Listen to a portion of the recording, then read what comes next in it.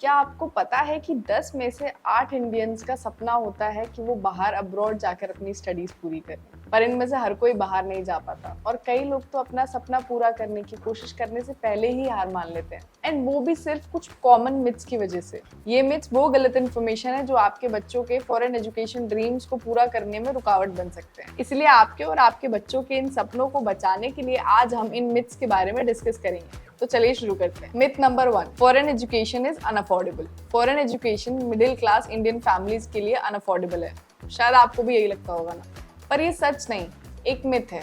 Foreign education affordable भी हो सकती है, पर सिर्फ तभी जब आप पूरी प्लानिंग और रिसर्च के साथ करें। फॉरेन यूनिवर्सिटीज में एडमिशन लेने के लिए आपको कई ऑप्शंस मिलते हैं, जैसे कि scholarships, grants, loan, part time work, और इन्हीं ऑप्शंस का फायदा उठा के आप अपने बच्चों की स्टडीज को काफी हद तक अफोर्डेबल बना सकते हैं।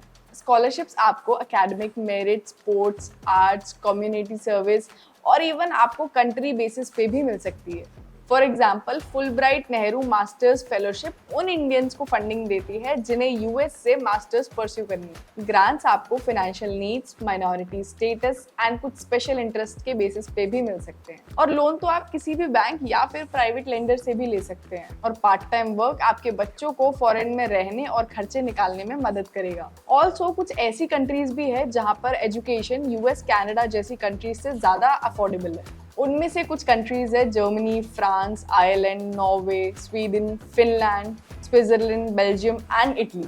एंड फॉर बेटर अंडरस्टैंडिंग मैं आपको बता दूं, यूएस, कनाडा, ऑस्ट्रेलिया जैसे देशों में पोस्ट ग्रेजुएशन की ट्यूशन फी जहां पर 15 लाख से शुरू होगी, वहीं पे स्वीडन, नॉर्वे जैसे देशों में यही फीस 8 लाख से शुरू होगी। तो देखा, फॉरेन एजुकेशन को भी कई तरीकों से अफोर्डेबल बनाया जा सकता है। Myth number 2, scholarships are impossible to get. अब जब हम बात स्कॉलरशिप्स की करते हैं तो एक ये मिथ भी आज के इंडियंस में इतना ज्यादा कॉमन है कि स्कॉलरशिप्स फॉरेन एजुकेशन के लिए मिलना इम्पॉसिबल है।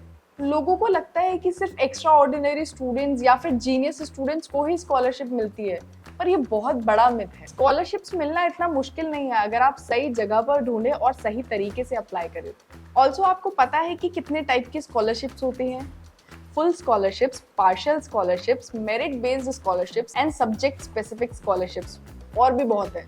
आपको बस अपने बच्चे के academic goals, preferred destination and eligibility criteria के हिसाब से अलग अलग यूनिवर्सिटीज के बारे में भी रिसर्च करनी है। बस आपको पता होना चाहिए कि कौन सी यूनिवर्सिटी आपके बच्चे के लिए फिट है, कौन सी यूनिवर्सिटी आपके बजट में है और कौन सी यूनिवर्सिटी आपके बच्चे के कोर्स ऑफ इंटरेस्ट को ऑफर कर रही है। आप ऑनलाइन या ऑफलाइन फेयर्स में भी पार्टिसिपेट कर सकते हैं, जहां आप अलग अलग यूनिवर्सिटी से बात कर सकते हैं और स्कॉलरशिप्स के बारे में भी पूछ सकते हैं। और हाँ, इसके अलावा आपको अपने बच्चे की प्रोफाइल को होलिस्टिक भी बनाना है, मतलब कि आपको अपने बच्चे की एकेडमिक अचीवमेंट्स के साथ साथ उसकी extra curricular activities, leadership skills, community service और हॉबी को भी हाईलाइट करना है। और आपको उनके resume, statement of purpose, recommendation letters and academic transcripts को भी अच्छे से प्रिपेयर करना है, सो दैट इन सभी डॉक्यूमेंट्स में एप्लीकेंट की स्ट्रेंथ, गोल्स और पर्सनालिटी क्लियरली रिफ्लेक्ट हो। ऐसे करके आप अपने बच्चे को स्कॉलरशिप के लिए एलिजिबल और अट्रैक्टिव बना सकते हैं। तो अब आप समझ गए होंगे, स्कॉलरशिप मिलना इतना मुश्किल नहीं है, आपको बस अपनी कंसिस्टेंसी और स्मार्ट वर्क के साथ रिसर्च करनी है। Myth number 3, only top ranked universities matter. चलिए अब हम बात करते हैं एक और मिथ की जो लोगों को कंफ्यूज करता है फॉरेन एजुकेशन के बारे में, कि फॉरेन में सिर्फ टॉप रैंक्ड यूनिवर्सिटीज ही अच्छी एजुकेशन देती हैं, कि सिर्फ आईवी लीग या प्रेस्टिजियस यूनिवर्सिटीज ही वैल्यूएबल है। लेकिन ये भी एक बहुत बड़ा मिथ है। फॉरेन एजुकेशन का मतलब सिर्फ नाम या रैंकिंग ही नहीं होता है। फॉरेन एजुकेशन का मतलब होता है quality education, global exposure, cultural diversity and career development. और ये सब चीजें आपको टॉप यूनिवर्सिटीज के अलावा भी मिल सकती हैं। बेसिकली आपको अपनी चोजन यूनिवर्सिटी के बारे में रिसर्च करना है कि आपने जो कोर्स डिसाइड किया है उसकी क्वालिटी उस यूनिवर्सिटी में कैसी है, प्लेसमेंट्स कैसी है, वहाँ की स्टूडेंट स्ट्रेंथ आपकी एक्सपेक्टेशंस के अकॉर्डिंग है या नहीं, जिस फील्ड में आप एक्सेल करना चाह रहे हैं उससे रिलेटेड वहाँ की फैकल्टी की क्वालिफिकेशंस और एक्सपीरियंसेस क्या है, और उस यूनिवर्सिटी के आसपास की कंपनीज कैसी हैं। तो आपको बस अपने करियर गोल्स और प्रोग्राम सूटेबिलिटी के हिसाब से ही अपनी यूनिवर्सिटी चूज करनी है। आपको हर फील्ड, हर लेवल, हर बजट, हर ड्यूरेशन के लिए वहाँ पे कुछ ना कुछ मिल जाएगा। आपको बस अपनी चूजन यूनिवर्सिटी की accreditation, reputation, faculty, facilities, placements और एल्यूमिनाई नेटवर्क का मेनली ध्यान रखना है। Myth number 4, foreign graduates can't work in India. अब हम आते हैं एक और ऐसे मिथ पर जिसने लोगों को डरा के रखा हुआ है कि foreign graduates can't work in India, कि अगर आपका बच्चा फॉरेन से ग्रेजुएशन करके आएगा तो उसे इंडिया में जॉब नहीं मिलेगी। बट रियलिटी ये है कि अगर फॉरेन ग्रेजुएट्स के पास relevant skills, qualification and experience है तो वो इंडिया में आसानी से काम कर सकता है। क्या आपको पता है इंडिया में फॉरेन डिग्रीज की रिकॉग्निशन कितनी है? क्या आपको पता है इंडिया में फॉरेन ग्रेजुएट्स को कितनी करियर अपॉर्चुनिटीज मिलती हैं?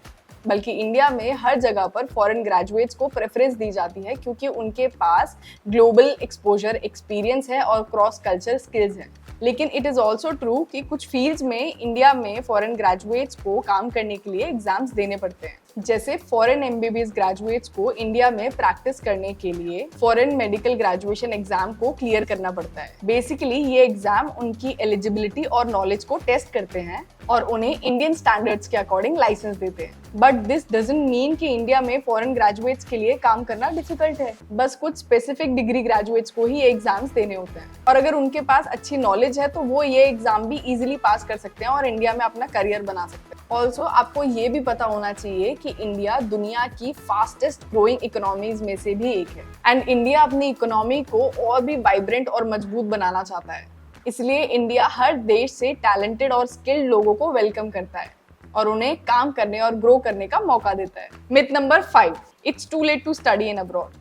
और अब हम पहुंच गए हैं अपने लास्ट मिथ पर, जो कि है अब्रॉड में सिर्फ यंगस्टर्स ही पढ़ सकते हैं। यानी कि अगर आपके बच्चे 25 से ऊपर हो गए हैं तो वो फॉरेन एजुकेशन की ड्रीम्स देख ही नहीं सकते। अब्रॉड स्टडी सिर्फ यंगस्टर्स के लिए ही नहीं है बल्कि उन सभी के लिए है जो कि नई अपॉर्चुनिटीज और नए एक्सपीरियंसेस एक्सप्लोर करना चाहते हैं। एंड इंटरेस्टिंगली आधे लोग तो अपने ग्रेजुएशन के बाद इंडिया में जॉब ही इसलिए करते हैं ताकि वो अपना फंड जमा कर सकें और बाद में फॉरेन जा सकें। और तो और you'll be surprise to know कि अब्रॉड में पढ़ रहे इंडियन स्टूडेंट्स में से 23.1% स्टूडेंट्स 26 to 30 एज ग्रुप के हैं एंड अराउंड 9% स्टूडेंट्स तो 30 से ऊपर के एज ग्रुप के हैं। तो आई होप अब आपको लग रहा होगा कि फॉरेन में पढ़ने की कोई उम्र नहीं है।